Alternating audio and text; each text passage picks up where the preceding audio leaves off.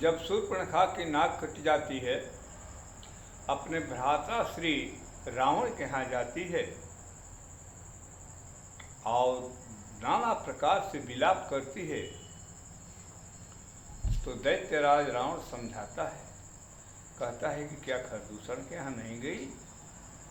शूर्पणखा कहती है कि भैया मैं तो गई, खरदूषण युद्ध भी किए, लेकिन क्षण भर में ही राम ने अकेले ही 14,000 की सेना को मार दिया और साथ ही खरदूषण तीसरा तीनों का भी संहार कर दिया। इतनी बात जब सुनता है दैत्यराज रावण, तो अपने बल का बखान किया, कहा कि देखो बहन, तुम आराम करो, अपने हृदय में धैर्य धारण करो, मैं जाता हूँ और इसका बदला अवश्य लूंगा। तो यह एक बात सोचा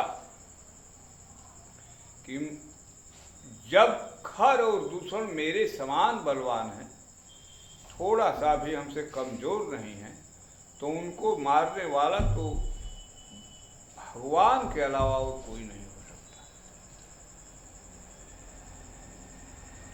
सुर नर नाग असुर खग माही, मोरे अनुचर सम को नाही, खर दूषण मोशम बलवंता, तिन्हि कुमारे बिन भगवंता। सुर रंजन भंजन मही भारा, जो भगवंत लीन अवतारा, तो मैं जाई बैर हठ करिहूँ, प्रभु सर प्राण तजी भाव तरिहूँ। होई भजन नहीं तामस देहा, मन क्रम वचन मंत्र दिन येहा। मुझे मेरे शरीर में तामस है रावण, उस दिन तो समझा करके गया, लेकिन भवन गए वो सोच बस अति सोच बस नीत परी नहीं रात। रावण की वह पहली रात थी जिस दिन उसने रात भर जगा और सोचता ही रह गया कि वो वीर कैसा है जो मेरे भाई खरदूषण का संहार। तब निष्कर्ष निकाला कि बिना भगवान के कोई मार नहीं सकता, और यदि भगवान है तो मैं भी वैर करूंगा, और वैर करने से फायदा ये होगा कि अगर वो राजा का लड़का होगा तो मैं उसे मार दूंगा, और अगर भगवान होगा तो वो मुझे मार देंगे, और मुझे मार देंगे तो मैं भव सागर से तर जाऊंगा। तो युक्ति तो बड़ा ठीक लगाया, और यह भी सोचा कि मैं उसकी औरत को चुराऊंगा। यही थोड़ा सा मिस्टेक कर जाता है रावण। भगवान तो भगवान है ही है, भगवान का जो अर्धांग है वो भी परमात्मा ही है। माँ जानकी जिनको कहा जाता है सीता, ये भी परमात्मा ही है। क्यों कि जिस समय यह सृष्टि उत्पन्न होती है उसी समय एक ही परमात्मा दो रूपों में विभक्त होकर के इस संसार में आते हैं, अवतार लेकर के आते हैं, एक स्त्री रूप और एक पुरुष। और जिस समय सृष्टि का प्रलय हो जाता है उस समय दोनों एक होकर के निर्गुण निराकार होकर के रहते हैं, और उस निर्गुण निराकार परमात्मा में ही सृष्टि का प्रलय है, लय है, विलय है, और वहीं से इस सृष्टि की उत्पत्ति भी वहीं से है।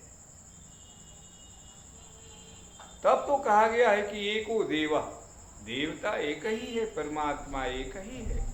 सर्वभूतेषु गूढ़, सभी भूतों में गूढ़ रूप से समाया हुआ है। सर्वात्मा, वही सर्वात्मा है। तो एक ही ब्रह्म दो रूप में आए हैं, राम और जानकी, और जानकी को चुराने की यह लीला कर रहा है, अपनी लीला, मानवीय लीला। क्योंकि 5 तत्व की ही शरीर दैत्यराज रावण की भी है, 5 तत्व की ही शरीर दैत्यराज रावण की है, और जो जानकी माँ की शरीर है वो 6वां तत्व भी नहीं, 7वां तत्व है। परम तत्व, परम सत्ता। इधर दैत्यराज रावण जाता है मारीच के यहाँ विमान पर चढ़ करके अकेले, और उधर भगवान राम भी सारी बात जानते हैं कि अब तो रावण यह लीला करेगा, ऐसे ही करेगा।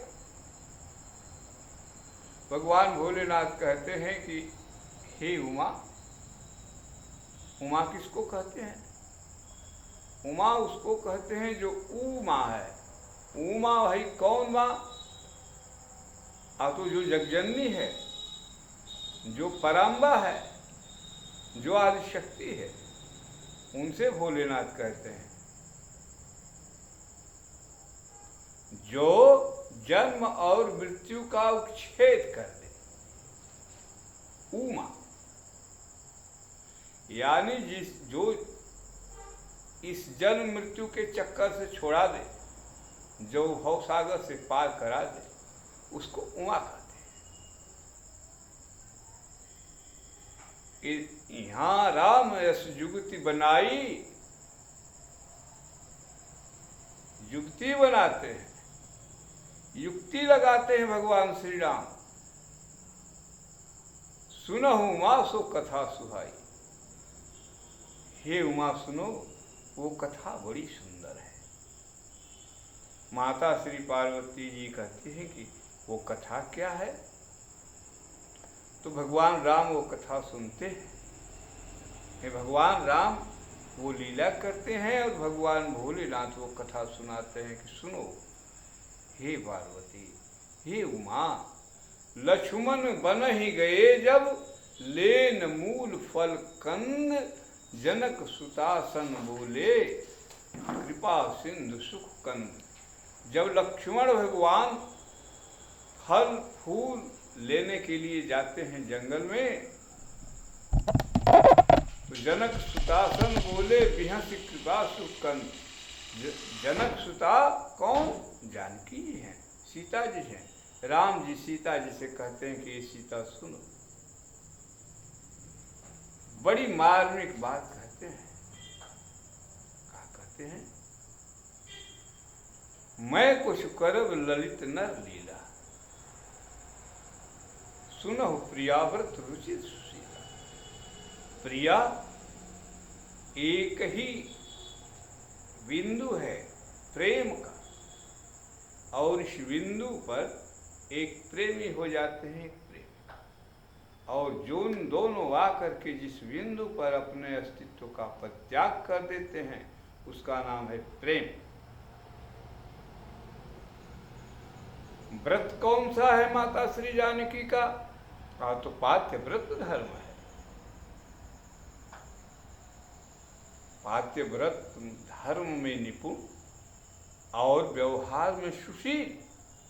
इनका व्यवहार सुशील कितना है कि इस समय भगवान श्री राम जंगल को आने को हुए, सब लोगों ने जानकी माँ को समझाया कि हे सीता, अगर यदि तुम जंगल में जाती हो तो वहाँ कांटा पड़ेगा, कूस पड़ेगा, पत्थर पड़ेंगे, पहाड़ पड़ेंगे, तुम्हारे पैर मुलायम हैं, तुम्हारा पैर चोटिल हो जाएगा।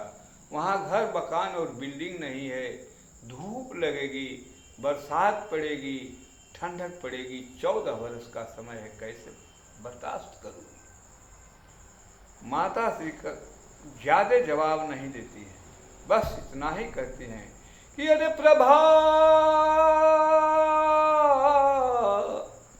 प्रभा जाई कह भानु बिहाई, अकह चंद्रिका चंद्र तज जाई। हे कौशल्या माँ, हे भगवान राम और हे अयोध्यावासी,